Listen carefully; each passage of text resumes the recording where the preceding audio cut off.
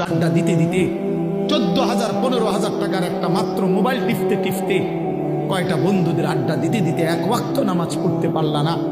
একটা auto driver সামান্য একটা অটো চালাইতে গিয়া এক ওয়াক্ত নামাজ পড়তে পারলা না বাপ।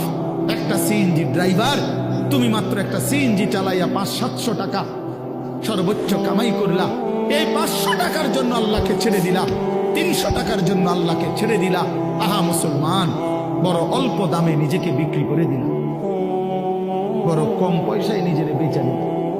মুসলমান, এত কম দামে বেচা দেওয়ার কথা না। একজন চা দোকানদার সারাদিনে কত কামাই করে? 30,000 টাকা। কথা বলে না কেন? একজন চা দোকানদার একদিনে কি 30,000 টাকা কামাই করে? কত? 500-700 টাকা। তো 500-700 টাকার কারণে নাফরমান এক ওয়াক্ত নামাজ পড়লা না বলে